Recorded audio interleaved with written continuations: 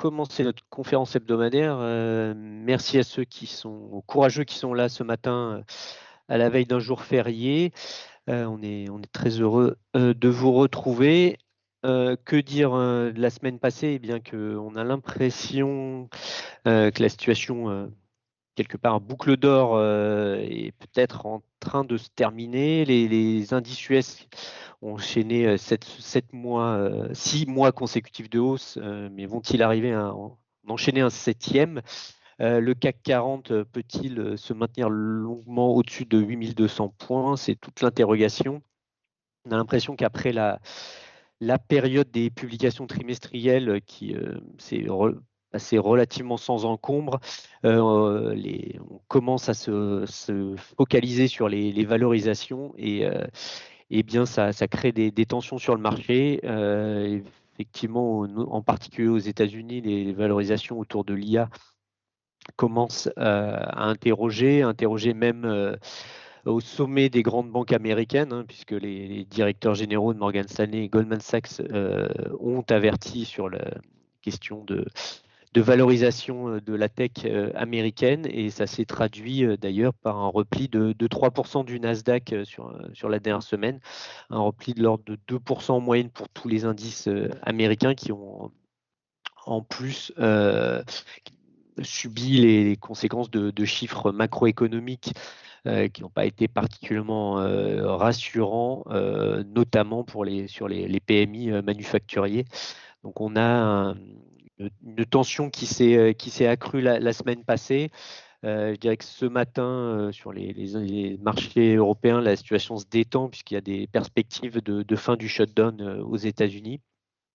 Mais on suivra ça évidemment avec attention. De ce côté de l'Atlantique, les indices ont reculé en moyenne d'un peu plus d'un point, avec une baisse beaucoup plus marquée en France, une baisse qui est quasiment du double. Il faut dire que en France, on a toujours les discussions autour du budget. La partie recette a été votée. Avec une augmentation des impôts qui est très significative. On verra comment se passe le reste de ce débat sur le budget, mais on sent bien que ça va certainement tendre la situation également pour les indices français jusqu'à la fin de l'année. Alors le CAC 40, il s'est replié de 2,1 points la semaine passée. Il est repassé sous les 8000 points, une clôture à 7950. On a un rebond ce matin qui permet de repasser au-dessus, mais la semaine passée, on a eu près de 70% des valeurs qui ont terminé en baisse.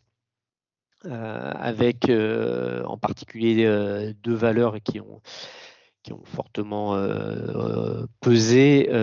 En premier lieu, Edenred, qui a chuté de 16%, spécialiste des titres restaurants, n'a pas convaincu lors de sa journée investisseur. Il faut dire que les guidance à court terme paraissent pas particulièrement attractives, avec une croissance de l'EBITDA qui est attendu entre 2 et 4% en 2026. Le groupe espère une accélération ensuite à 8 à 10% de croissance en 27 et 28. Néanmoins, à court terme, il y a une dynamique qui n'est pas particulièrement impressionnante. Derrière, Legrand a chuté de 13%.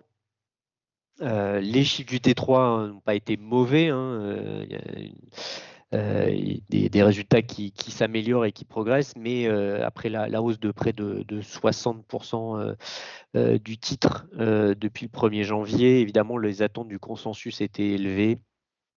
Et Legrand n'a pas réussi à dépasser les attentes, d'où cette correction. Le groupe a néanmoins confirmé ses perspectives annuelles, des perspectives qui avaient été relevées en juillet. En résumé, le groupe prévoit toujours quand même une croissance entre 10 et 12% sur l'exercice fiscal en cours et une marge opérationnelle entre 20,5 et 21%. dirais que dans le sillage de Legrand, Schneider a perdu 6%, ce qui a entraîné une contribution négative de près de 0,5 points sur l'indice. Voilà pour les principales baisses, même si c'est un mouvement général. Et du côté des hausses, pas grand-chose à souligner. Engie a tout de même gagné 4%. C'est la meilleure performance. Dans l'indice, le groupe a indiqué qu'il devrait atteindre le haut de fourchette de sa guidance annuelle d'EBIT, pardon. Dont globalement, les rares valeurs qui ont progressé sont évidemment des valeurs défensives, c'est assez logique, et donc on retrouve Danone, Air Liquide, Orange parmi les premières places de l'indice. Et enfin, Euronext a gagné 2,3% après avoir publié en fin de semaine ses résultats trimestriels qui sont avérés légèrement supérieurs au consensus, et le groupe a également annoncé un programme de rachat d'actions de 250 millions d'euros, je crois, de mémoire. Enfin, Arcelor a également légèrement progressé après avoir dépassé les attentes en termes d'EBITDA. Si je passe maintenant au Next 20, le Next 20 qui enregistre une baisse dans près de la même ordre que le CAC 40, moins 1,9%. À peine 20% de valeur en hausse. Globalement, il y a deux valeurs qui ont surnagé. GTT qui a gagné 3,4% après avoir relevé ses guidance en début de semaine dernière, après la publication de son T3. Le chiffre d'affaires de 9 mois est en hausse de 29%. Pour GTT, ce qui a permis donc au groupe d'annoncer qu'il visait désormais un chiffre d'affaires entre 790 et 820 millions d'euros, contre une fourchette de 750 à 800 millions d'euros précédemment. Mécaniquement, l'objectif d'EBITDA est relevé entre 530 et 550, contre une précédente fourchette de 490 à 540 millions d'euros. L'autre valeur qui est en hausse, c'est Amundi qui gagne 3,7%. Le groupe a en particulier bénéficié de l'annonce d'une perspective d'introduction en bourse de SBI Funds Management, qui est leader de la gestion d'actifs en Inde. Et ce sera une introduction, c'est une introduction qui sera réalisée conjointement avec State Bank of India. Côté des baisses, le secteur de la santé qui a souffert, avec Sartorius Stedim qui a cédé 9% et Biomérieux qui a également reculé. Alors, en fin de séance, la baisse a été plus limitée, mais néanmoins, on notera que Biomérieux a revu en baisse sa guidance de croissance organique légèrement.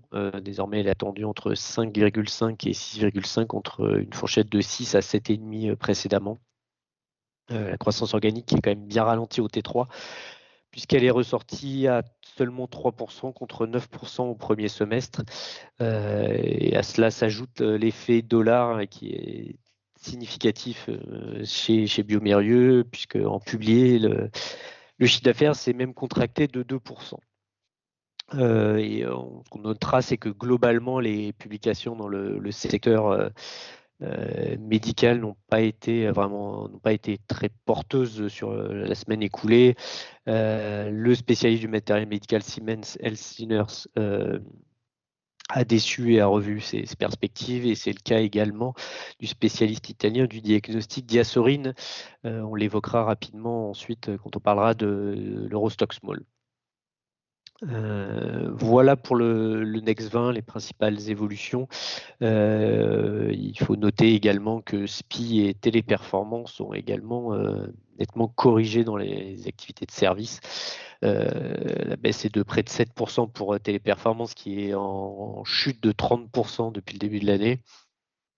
Du côté de SPI, la baisse de 6% ramène la performance quand même depuis le début de l'année à plus 38%, ce qui reste très très solide. Si je passe maintenant aux valeurs moyennes, et là avec le bilan est nettement plus négatif, puisque le CAC Mid 60 a chuté de 4,3%. On est repassé sous les 13 500 points. Là aussi, 80% de valeur en baisse, donc un mouvement de baisse qui est assez généralisé.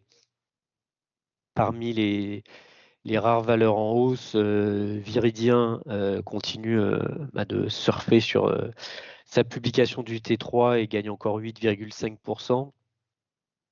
Valourec gagne 3%. Après deux annonces notamment de contrats assez importants au cours de la semaine. Et on notera également la progression de 2,4% de Trigano à l'approche de sa publication des résultats annuels en fin de mois, d'ici une quinzaine de jours.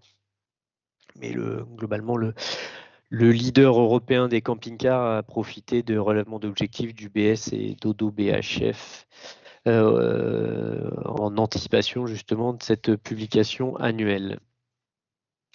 Enfin, Ruby a gagné 2%.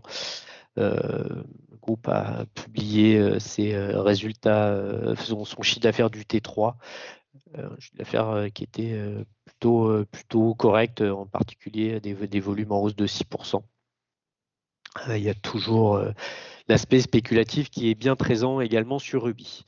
Les baisses, alors là, on a pas mal de baisses à noter. On a compté notamment 6 valeurs qui ont perdu plus de 10% sur la semaine. En tête de ce classement des baisses, on a SES Global qui plonge de près de 23%. Les résultats du T3 ont été clairement inférieurs aux attentes. Et c'est surtout du côté de la rentabilité qu'il y a une mauvaise nouvelle. On a un repli marqué de la rentabilité, puisque la marge d'EBITDA ressort à 49% sur 9 mois contre 53% l'année précédente. Et en réalité, c'est l'intégration d'Intelsat qui pèse sur la rentabilité et beaucoup plus que ce qu'on pouvait attendre. Désormais sur l'année, le groupe vise un EBITDA ajusté entre 1,17 milliard et 1,21 milliard, alors que le consensus tablait sur un niveau proche de 1,3 milliard. Donc, clairement, une déception sur la partie rentabilité. Et comme je disais, vraiment concentré sur l'acquisition d'Intelsat. Derrière, on a Ubisoft et Worldline, je dirais les habituels mauvais élèves qui continuent de perdre tous les deux plus de 20%, ce qui amène du côté d'Ubisoft la baisse à près de 54% et elle est de près de 78% pour Worldline. Et derrière, on retrouve deux sociétés qui ont publié. Medincel a perdu près de 18%. Du côté de Medincel, en fait, c'est les ventes de l'Uzedy, le traitement contre la schizophrénie en injection sous-cutanée qui ont déçu. C'est le partenaire de Medincel, Teva Pharmaceutique, qui a publié les chiffres de vente. Et alors, il montre une progression en glissement annuel de 24%, mais ce qu'on retient, c'est que les chiffres sont en baisse en séquentiel, une baisse de près de 20% par rapport aux ventes du T2. Et donc, ça a pesé sur le cours de Medincel. Il faut rappeler que le Medincel est intéressé aux ventes via des royalties et également des chiffres, enfin il y a une prime également sur les chiffres commerciaux en fin de projet. Derrière Medincel, Air France KLM lui cède de près de 17%. Son résultat opérationnel du T3 est ressorti à 1,2 milliard d'euros. Là encore, c'est inférieur au consensus qui attendait 1,28. Le groupe a néanmoins confirmé ses objectifs annuels. Dernière valeur qui a également fortement reculé, c'est Excel Technologies, groupe qui a surfé depuis le début de l'année, je dirais, sur le thème de la défense et qui reste toujours en hausse de près de 300% year to date, et néanmoins en baisse de près de 40% sur les 3 derniers mois. Le CAC Small, la baisse est à peu près la même que sur le MID 60, hein, une baisse de 4% pour le CAC Small. Là encore, à peine 20% de valeur en hausse. Du côté des hausses, hormis Forcy Power qui gagne 14%, pas grand-chose à noter. Forcy Power qui d'ailleurs lui aussi est en voie de transfert sur Euronext Growth. On voit que la composition du CAC Small ne cesse de se réduire. Forcy Power qui a gagné 14% à la suite d'un partenariat annoncé avec Rolls-Royce pour le développement conjoint de solutions sur les propulsions électriques à base de batteries. Parmi les publications, on pourra quand même noter la bonne performance d'Equasens qui gagne 6%. Le groupe a publié un T3 en croissance de 12%, dont 9% en organique, ce qui ça confirme l'accélération de la dynamique de croissance organique après un exercice 2024 qui avait été très décevant à ce niveau. Ce qu'il faudra garder en tête, et c'est ce qu'on avait sur le point sur lequel on avait insisté lors de notre dernière note, c'est que les nouveaux relais de croissance d'Equasens, en particulier à l'international, s'avèrent pour l'instant bien moins rentables que les activités, je dirais, historiques, en particulier sur les pharmacies en France. Et donc, il faut être prudent sur la transcription de la croissance organique en croissance bénéficiaire sur Equasens à court terme. Au rayon des baisses, alors un gadin assez significatif pour Hawkwell, qui recule de 25%. Hawkwell qui avait bien rebondi après sa publication semestrielle fin septembre, avec des résultats qui s'étaient améliorés au premier semestre, avec quelques effets, je dirais, one-off avec des ventes SCR plus importantes que prévu, et quelques autres éléments sur la marge qui avaient permis aux résultats de progresser. Eh bien, le T3 a déçu. Alors en réalité, le T3, pas tant que ça, puisque la baisse de 2% à périmètre échange constant était en ligne avec les attentes du marché et les nôtres, hein, d'ailleurs.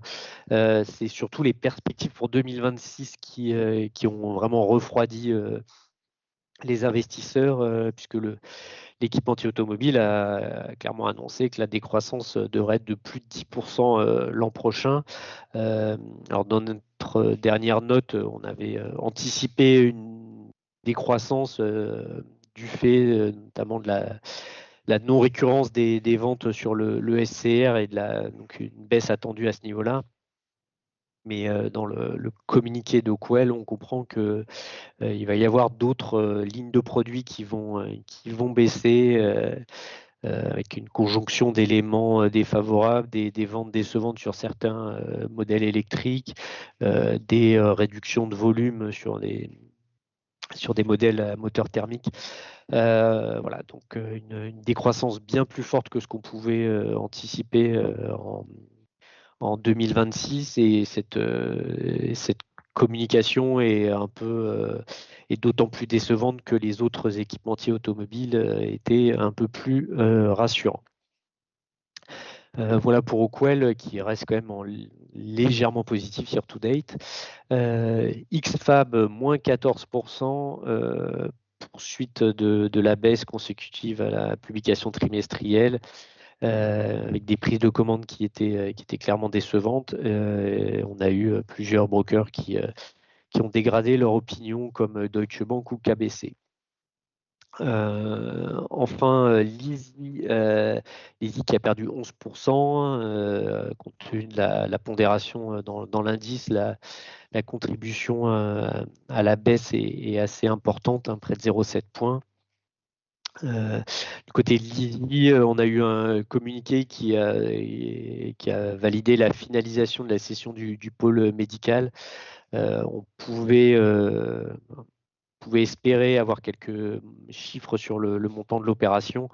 Bon, le management avait quand même indiqué assez clairement lors de la publication trimestrielle qu'on aurait peu d'éléments, mais voilà, il n'y en avait pas du tout. Et on comprend également qu'il y aura une part importante du montant de la cession qui sera via earn-out et qui se fait aussi via je dirais une prise de participation de l'Easy à la nouvelle structure qui a été mise en place. Donc en fait, les revenus seront beaucoup plus décalés que ce qu'on pouvait attendre en premier lieu. C'est probablement pour ça que le titre a corrigé. Ça nous paraît assez sévère. L'opération va quand même permettre un désendettement de l'Easy et je dirais que le point principal sur le dossier reste pour nous très bonne visibilité sur la croissance du secteur aéronautique. Les dernières communications d'Airbus et Boeing ont confirmé les montées en cadence, ce qui permettra à ce secteur d'être l'un des plus dynamiques encore en 2026. Et on pense qu'il y a un vrai levier sur la rentabilité à anticiper sur l'Easy, qui, rappelons-le encore une fois, réalise 90% de son résultat opérationnel courant dans l'aéronautique. Donc ça reste une valeur et un secteur à jouer et sur lequel il faut être positionné selon nous. Et on notera également que la communication de Figeac Aéro dans le secteur a confirmé cette très bonne dynamique. Hors indice, quelques valeurs évoquées de CRSI qui est reparti à la hausse, plus 16%. Bon, c'est vraiment une des valeurs les plus volatiles depuis le début de l'année sur le marché. On est à plus 200% pratiquement depuis le début de l'année. Donc bon, la baisse la semaine passée était liée à la rentabilité qui était décevante. Cette fois-ci, le titre rebondit après l'annonce d'un partenariat avec Valeo et également d'une recommandation positive de Ports-en-Par. Il faudra retenir également la bonne publication de Neurone qui gagne près de 8%. Neurone qui a publié un T3 solide, 5,1% de croissance organique, légère accélération par rapport au S1 qui était à plus 4,6%. Le T2 était déjà proche de 5%. Le groupe a relevé sa guidance annuelle, tendant désormais un chiffre d'affaires à plus de 850 millions d'euros contre autour de 850 précédemment, ce qui signifie une croissance organique de plus de 5% sur l'année. Bien après, qu'après la publication d'OB et même celle de Capgemini dans une autre dimension, et puis Wavestone et Infotel qui avaient également donné des indications positives sur la fin de l'année. On pense que le T4 sera dynamique pour toutes les ESN. Évidemment, il faudra attendre les publications de janvier pour avoir des indications sur le début 2026, puisque c'est là qu'il y a pas mal de projets qui recommencent et donc il y a encore une visibilité qui est plus limitée sur début 2026.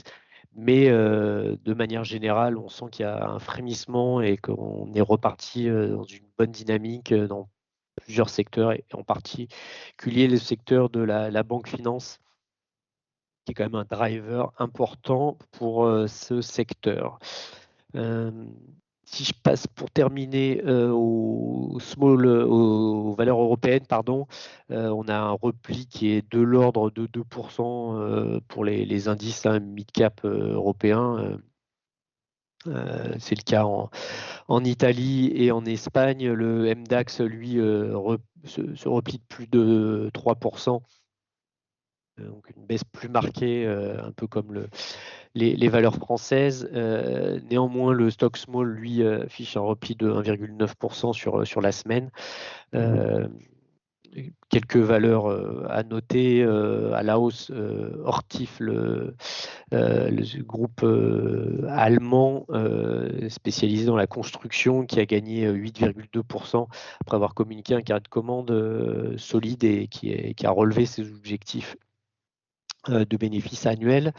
Et puis en Italie, l'énergéticien A2A a bénéficié d'une recommandation de Morgan Stanley. En baisse, Diasorine, je l'ai déjà évoqué, le spécialiste du diagnostic, a déçu sur son T3, revu en baisse ses perspectives, et ça s'est traduit par une chute de 23%.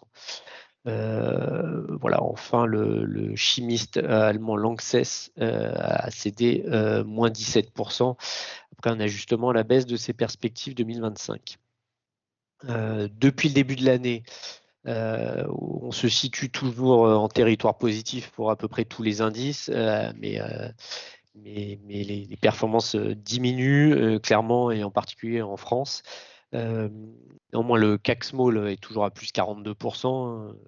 Il avait pris énormément d'avance durant l'été. Le CAC 40 est à plus 7,7%.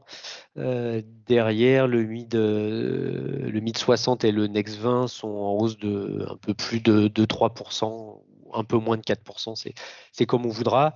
Je dirais que la performance du CAC Mid and Small, désormais à plus 7,5, s'éloigne un peu de celle de l'Eurostock Small, qui est à plus 12,5. Il faut dire que l'Europe du Sud fait mieux. On est à plus 18% pour le mid italien, et plus 13% pour l'Ibex en Espagne.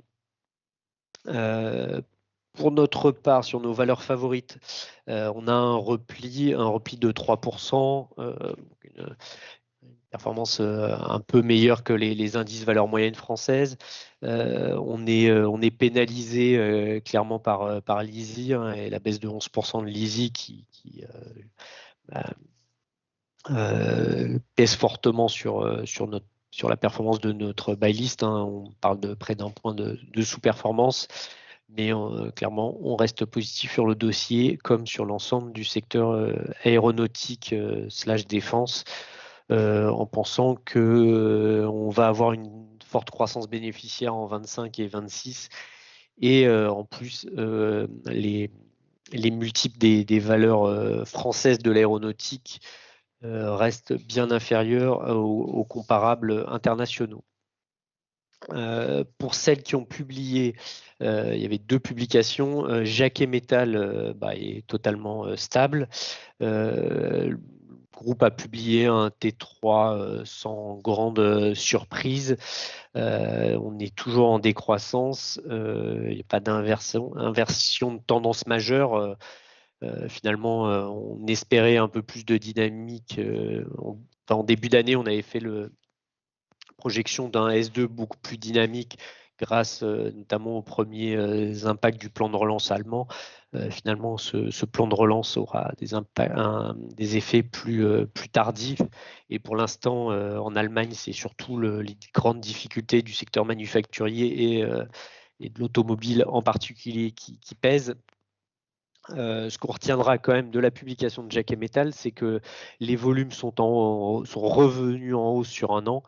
Au T3, c'est l'effet prix qui explique la décroissance. Donc, on se rapproche probablement d'un point bas, et on pense qu'on devrait avoir du mieux au fur et à mesure, et un re-rating progressif du titre.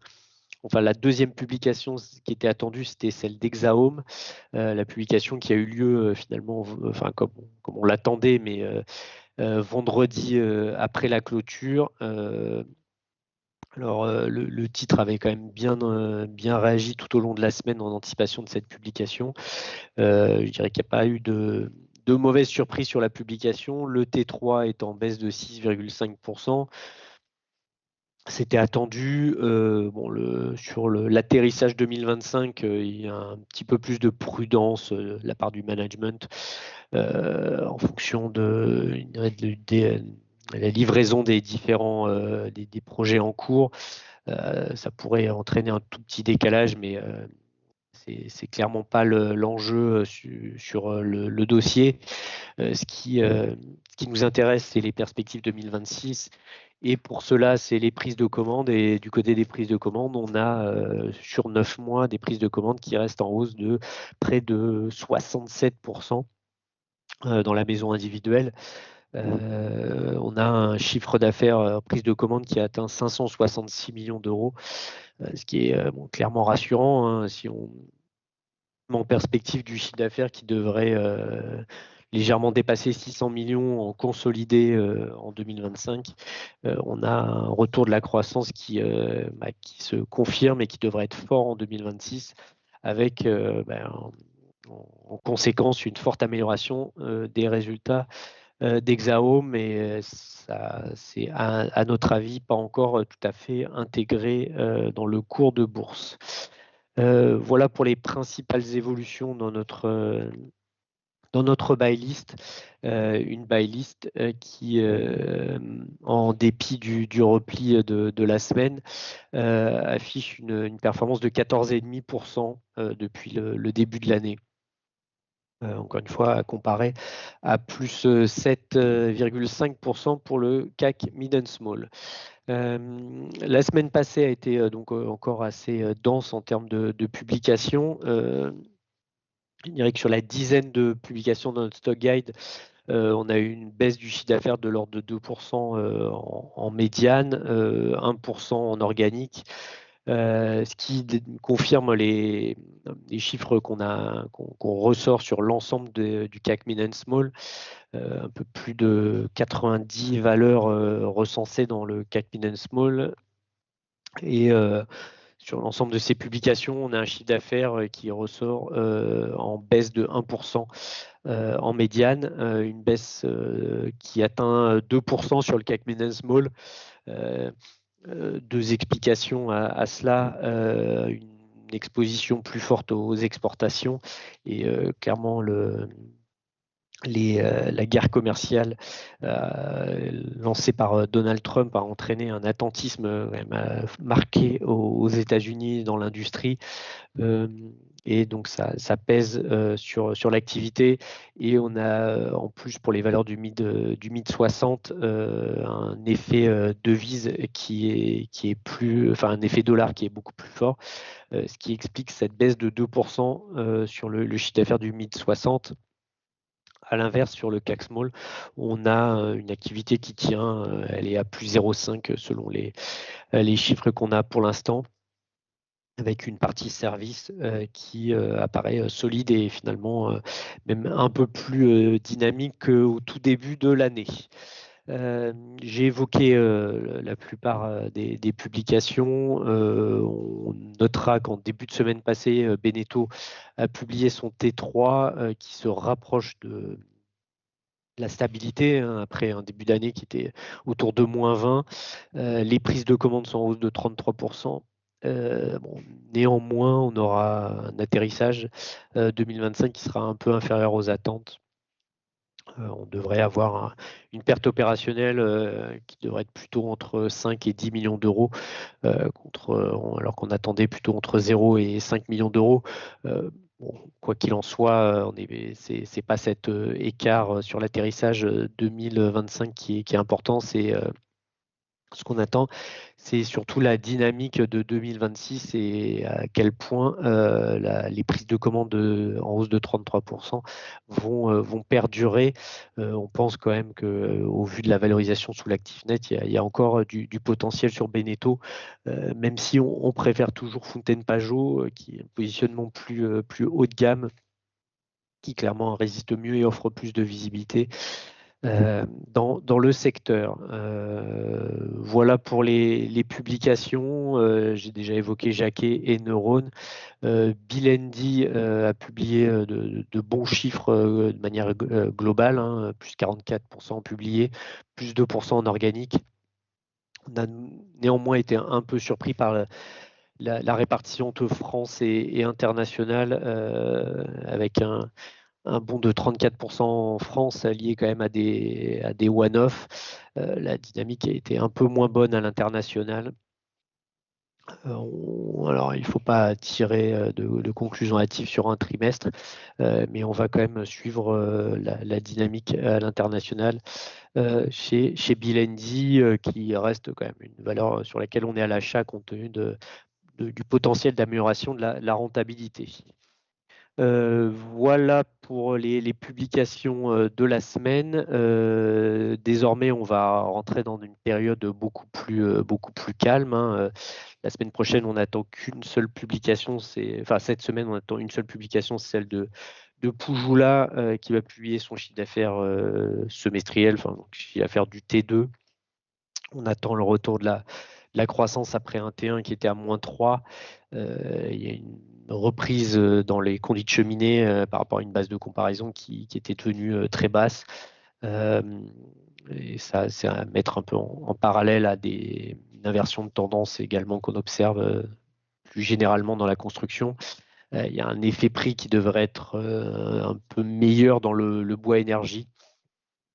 Alors, on scrutera tout ça. Le titre n'est pas particulièrement décoté, donc il faudrait, pour être plus positif sur le dossier, qu'il y ait une accélération marquée de la croissance chez Poujoula pour que le titre retrouve beaucoup d'intérêt à nos yeux.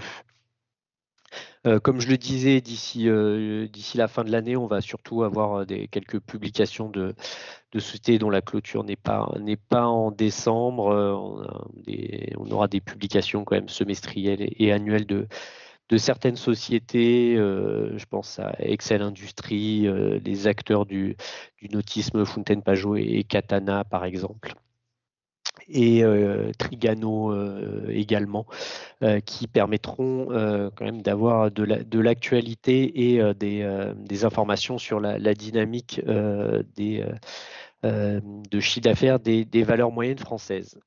Voilà, j'en ai terminé avec ce point hebdomadaire. Je remercie encore les gens qui étaient là ce matin. Alors que demain, on a une journée fériée pas pour les marchés en tout cas.